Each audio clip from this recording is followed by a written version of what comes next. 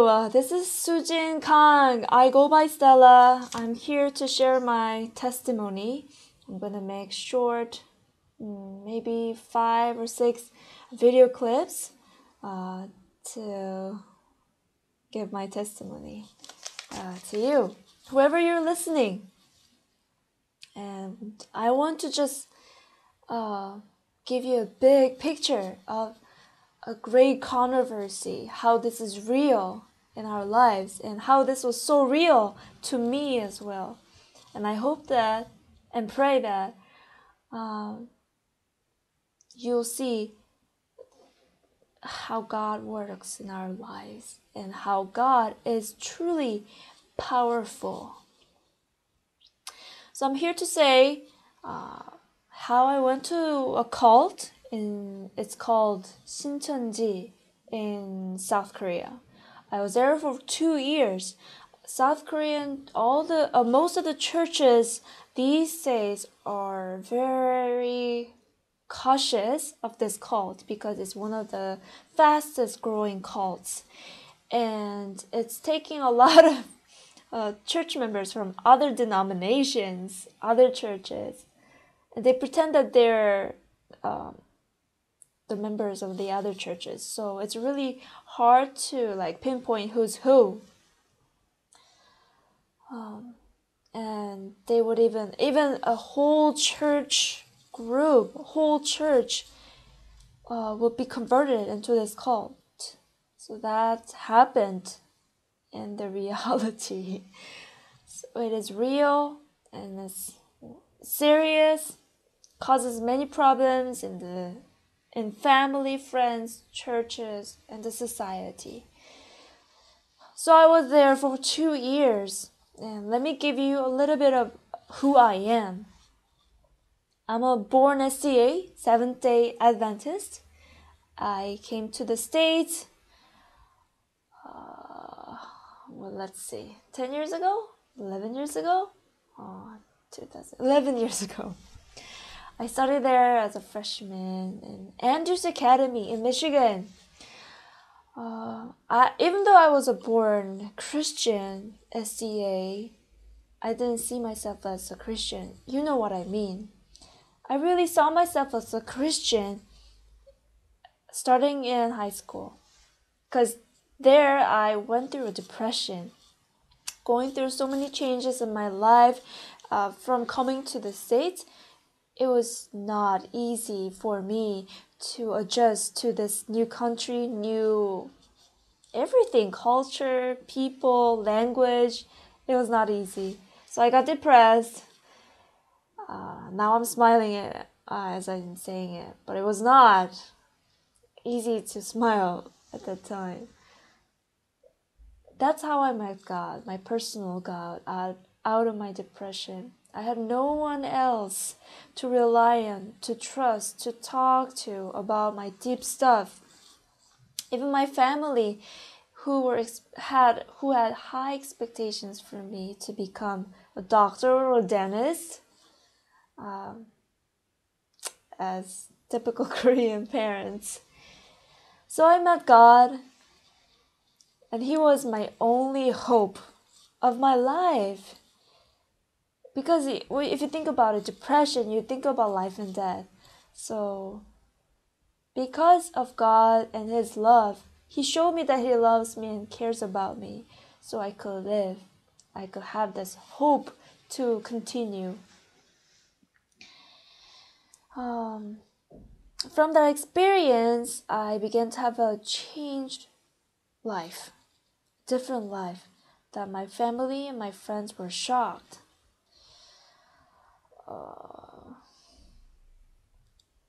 I participated in many church activities. I shared my testimonies at different churches. I would go mission trips. I would volunteer, or to whomever I see, my friends or strangers on the street, I will share my testimony. This is what happens. I graduated from PUC, Pacific Union College, in California. That was in 2010. No, 2014. So that was 2014, 3 years ago from now. I got accepted to Loma Linda for its pharmacy program. But I had this conviction. I thought I had this call in a different field, different career path. But I had to apply to pharmacy because I failed to persuade my mom and dad, who thought I should have a more stable job. So I gave up and applied to Loma Linda for pharmacy, and I got accepted. And I could not accept the fact that I got accepted to this school, even though I was the one who applied. And I questioned about my prayers that were answered. Is it because of my own thought? Is it because of my own personal, subjective perspective on my spiritual life that I thought this is from God? So I was questioning about all my spiritual life so far. Is it all false? Is it all because of my own thoughts? Of course, I felt distant from God then. I didn't really study the Bible or pray. So my relationship with Him, as you could say, suffered. But after a while, I wanted to restore that relationship with Him. Because when I was with Him, when I had that connection with Him, I knew, it feels so different because I had that hope. I wanted to have that hope again. I wanted to feel loved by Him again. Or someone. So I go to this hill of prayer in the Adventist University in South Korea. At that time, I was working as an SDA English teacher in SDA language school. So I go up to that hill, pray, and tell God how I want to be closer to Him, how I want to go back to our past, that connection. I desire that connection. After praying for a little bit in tears, I came down the hill and I meet this person. This person was a former Adventist. He knows about Loma Linda, vegetarian diet, about just Adventist beliefs, Sabbath. So it was really easy for me to talk to him. It was not uncomfortable, just because of the fact that I don't know him. It's the first time I see him. So we talked a little bit. He knows that I'm into spiritual stuff. And he asked me for my number, saying he will send me Bible verses. So I thought it's okay. Yeah, nice. Yeah, why not? So I gave him my number. He gave me those Bible verses several times, and he asked me if I could meet him sometimes. So we did meet, maybe a couple times. Then he introduced me to a missionary, a lady, maybe mid-30s. And she and I had this personal one-to-one Bible study. And obviously I could tell that she's not an Adventist because, after listening to so many sermons of Adventist speakers, I just know that it's different. But it was okay because I had many non-denominational Bible studies back in the States. So I thought it's fine to talk to people from different denominations, and God is not limited. So let's see what they have to say and their perspectives. But the more I have this Bible study with her, the more I felt uncomfortable. Because here's what she would say. Do you have the knowledge? The book of Hosea, chapter 4 and verse 6, talks about how God's people are destroyed because of their lack of knowledge. Do you have the knowledge? Have you mastered the Bible?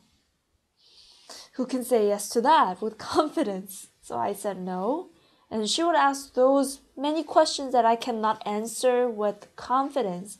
And she would be so confident about her answers. And she would just give me all these Bible verses. Yeah, straight from the Bible, she would just answer. And I'm thinking, wow, she knows a lot. She knows a lot more than I do. So definitely I need to learn about that part, how I need to be more like studying the Bible. But since I felt a little uncomfortable with her, I rejected the Bible study twice. But the first person I met after the prayer, around the hill of prayer, he persuaded me to meet him again, and he gave me the Bible study himself, directly to me now. He was not a good talker. I could just tell that he doesn't know what he's talking about sometimes. I said, maybe I can do better than him. But I knew that he had passion. He wanted to share something with me so desperately. I could see that in his eyes. And he introduced me to another person. He was another ex-Adventist, former Adventist. And this person actually went to the Adventist school and majored in theology. Wow. And he knows what not to talk about, what would make me feel uncomfortable. So he would talk about many other stuff. And now I'm thinking, wow, have I been missing something? He seems to know a lot of things that I want to know as well. And I really thought that there must be something more to what I've been following, more to what I've been believing as truth. He told me about this program, 6 months long, Bible study seminar, non-denominational, so it's open for anyone. So he says, I think you should try this because, think about those people who go to schools in theology, major in theology. Do you think that they will really know about God? Do you think that they really know about the Word of God? I say no. Yeah, it doesn't necessarily mean that they have a strong relationship with Him or strong understanding of the Bible. It's just a knowledge. So yeah, he says you will be able to master the Bible through this program. He seemed very confident about what he said. I wanted to know what made him so confident, what made him so to say that. And I thought maybe this is a chance that God is trying to give me, because I had a prayer. I told God that I want to be closer to Him, and God is giving me this chance. I'm thinking. So I had this devotion the next day in the morning. I read about Abraham's faith, how he followed God. Even though he didn't want to go to the land of Canaan, he did because that was God's command. So he did follow. So I thought maybe this is the same thing that can be applied to me. Maybe this seminar thing would be the land of Canaan. Maybe God is commanding me to go there. So I went to the orientation of the seminar. The first day of the orientation, the speaker talked to us. There was actually a group of people. It was like a classroom. There's a blackboard, and the speaker is there. They're like students, like 50 or 60 people, a lot of people, and packed in one room. He talks to us about this program and about Abraham's faith, how we have to have that faith of Abraham. So, wow, God is speaking to me. I have to take this chance. I don't want to miss this chance. So I kind of decide in my heart, okay, I really want to try. 6 months long, I'm desperate. I want to meet God. I want to know Him better. But here was the problem. I had to go back to the States and start the pharmacy program at Loma Linda in 2 weeks. So I had to fly back in 2 weeks. So I emailed Loma Linda whether I could defer a year. They say no. Several times, not just once. They say I have to reapply if I want to really take a year off. That means I have to do the whole thing again, the interview, application, essays, and all that. I didn't want to do that, but then I want to take this opportunity that I think is from God. So I make this decision to lie to my parents. The first big lie that I ever made to my parents. So in the next video clip, I'm going to tell you how I lied to them and what happens after and how I go through that program, all that. It's going to be very interesting. You don't want to miss that.